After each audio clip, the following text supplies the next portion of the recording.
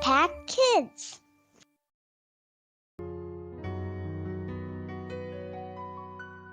Halo, selamat pagi anak-anak yang dikasihi Tuhan. Selamat berjumpa kembali dengan Ibu Giarti dalam Impact Kids hari ini.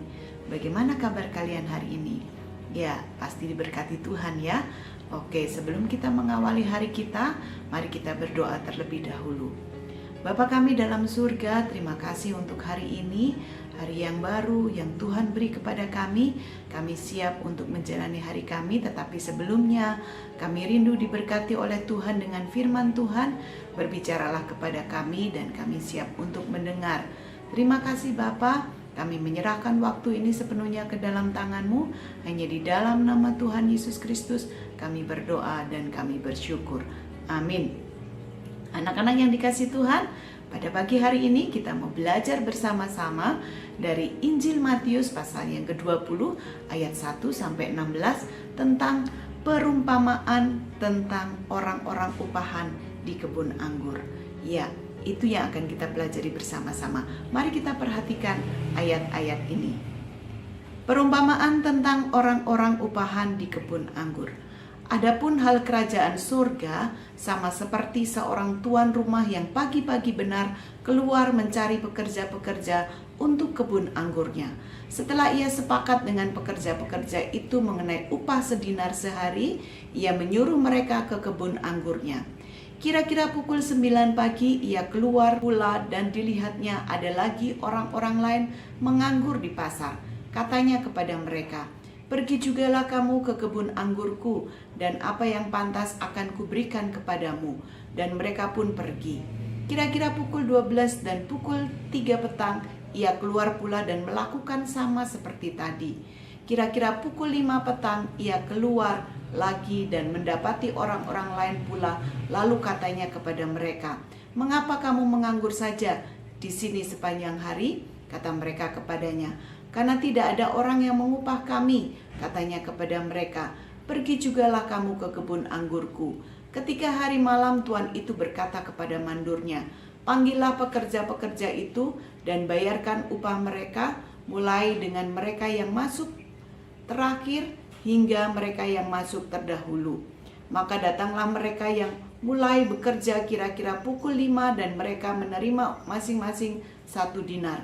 Kemudian datanglah mereka yang masuk terdahulu, sangkanya akan mendapat lebih banyak, tetapi mereka pun menerima masing-masing 1 dinar juga.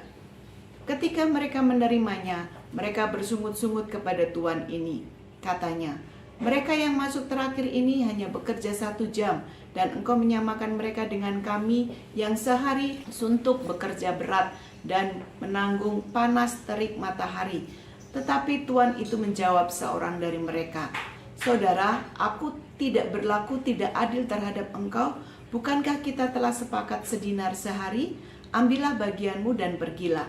Aku mau memberikan kepada orang yang masuk terakhir ini sama seperti kepadamu. Tidakkah aku bebas mempergunakan milikku menurut kehendak hatiku? Atau iri hatikah engkau karena aku murah hati?" Demikianlah orang yang terakhir akan menjadi yang terdahulu, dan yang terdahulu akan menjadi yang terakhir.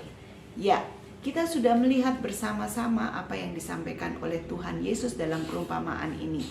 Dikatakan bahwa ada seorang tuan yang memanggil para pekerja. Dari pagi-pagi ada 5 waktu yang ada.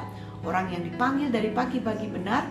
Lalu yang kedua pada pukul 9 pagi. Yang ketiga pada pukul 12 siang, dan yang keempat pada pukul 3, dan yang kelima pada pukul 5 petang.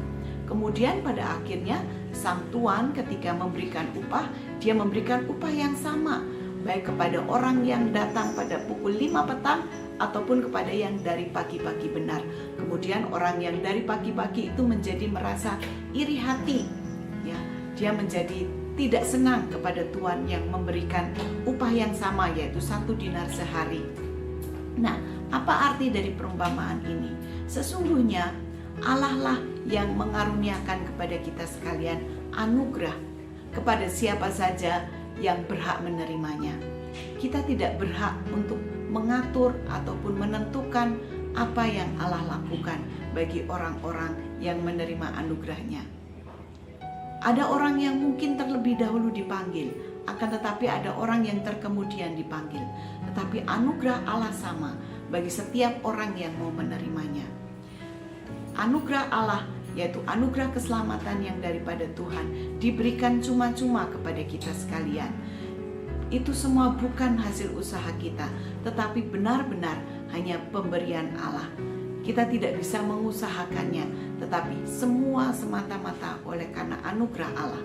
Kita adalah orang berdosa, tetapi hanya oleh anugerahnya kita menerima pengampunan dosa.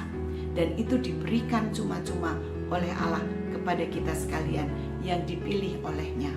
Allah lah yang berdaulat penuh untuk memberikan kepada siapa anugerah itu. Dan kita tidak boleh iri hati terhadap hal itu. Oleh karena itu, mari kita bersama-sama, tiap-tiap orang yang telah menerima anugerah itu, mari kita tetap hidup di dalam anugerah Allah sebagaimana Allah kehendaki dalam kehidupan kita. Yang terdahulu bisa menjadi yang terkemudian, kata firman Tuhan. Karena itu mari kita berjuang bersama-sama untuk tetap hidup di dalam kebenaran, untuk kita tetap hidup sebagai orang-orang yang telah diselamatkan oleh Tuhan dan telah menerima anugerah yang daripada Tuhan. Selamat menjalani hari ini, kiranya Tuhan Yesus memberkati kita sekalian. Sampai bertemu kembali dalam Impact Kids selanjutnya. Mari kita berdoa. Terima kasih Tuhan untuk firman-Mu pagi ini. Kiranya Tuhan tolong kami untuk kami menghargai anugerah yang Tuhan berikan kepada kami, kepada tiap-tiap kami. Dan kami bersyukur untuk anugerah yang Tuhan sudah nyatakan bagi kami.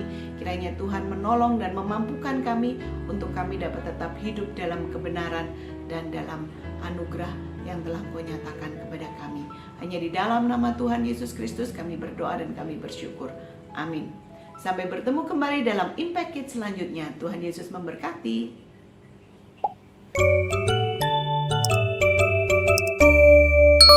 Impact Kids.